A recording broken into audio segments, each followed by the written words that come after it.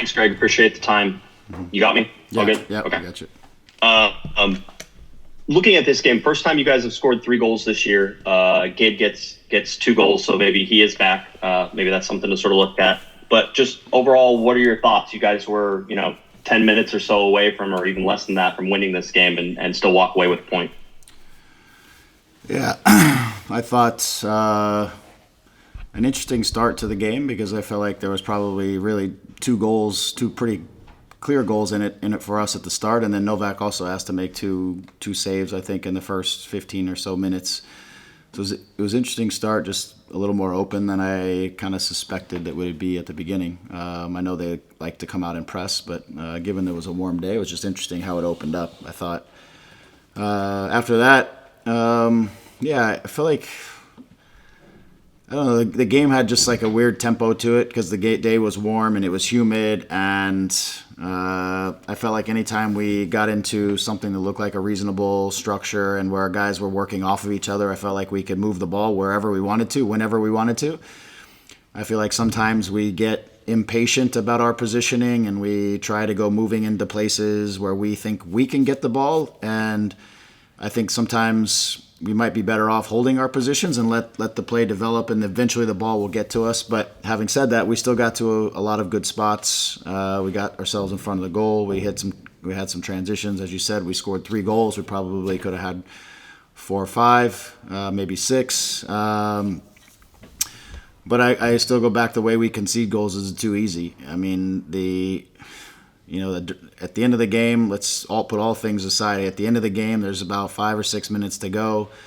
There's a free kick in which we have, 30 seconds plus to organize the defending of that free kick, for them to be able to hit just a direct ball and it end up behind us and in the back of our net in 2 touches. Just, it doesn't make sense to me. It doesn't register. We have a lot of experience in that back line to get ourselves organized, in 30 seconds to make sure that we might lose the first one because they have some Klaus or whoever. These guys are decent size. It wasn't Klaus who won it, but they have some big guys, so you may lose the first one.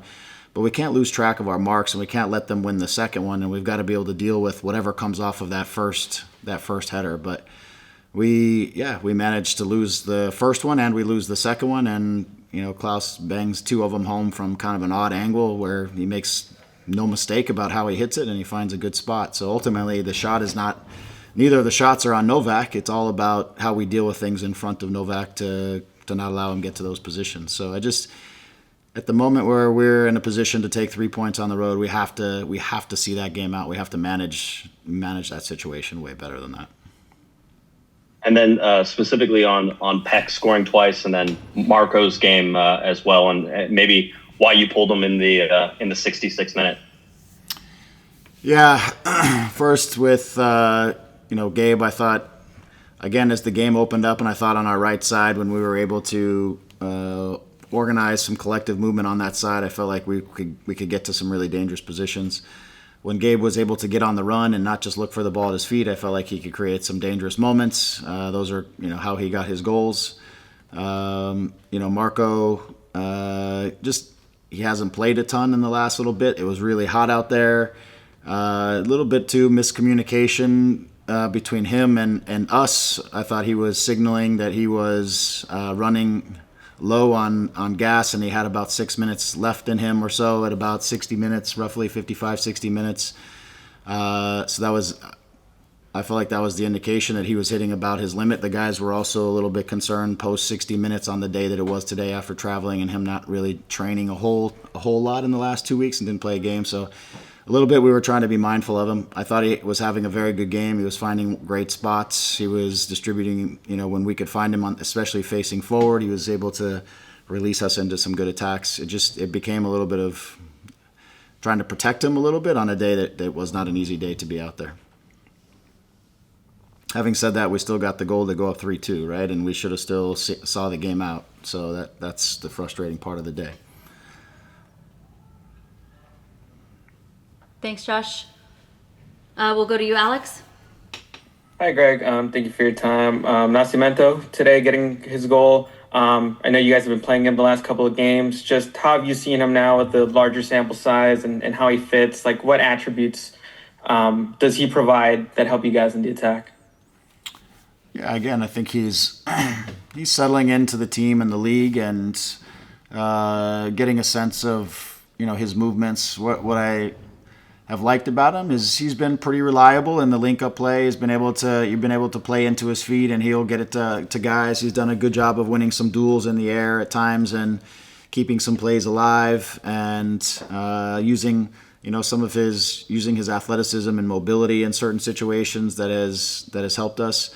And I do think when in some of these moments when we're able to break and create a time edge and get into an attacking moment, whether that's in transition or the speed of the game just picks up, Nasi, he shows the physical ability to get to spots, to get to dangerous goal-scoring spots, to beat the center back there, to get into some of these positions that sometimes we weren't getting into before. I think he helps us to be a little more dangerous in the transition. Just, again, his ability to lay off and then still accelerate and beat center backs to dangerous positions.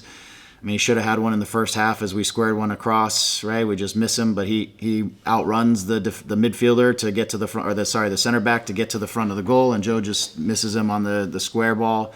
So he probably could have had a couple more, but I like his mobility up there, and I think he's doing a good job of, in certain duels and situations where he's able to hold things up or keep things alive for us and connect. Defensively, I think he's learning just, some of the things to connect with the group on the defensive plays, but he gives us a little more speed and a little bit more athleticism, a little more kind of mix of things that I think has been useful for us in the last few games. And my final question, you kind of brought it up a little earlier about Joe, having the chance to assist or score. How would you assess, I guess, his recent performances? It felt like maybe he's left goals or assists on the table.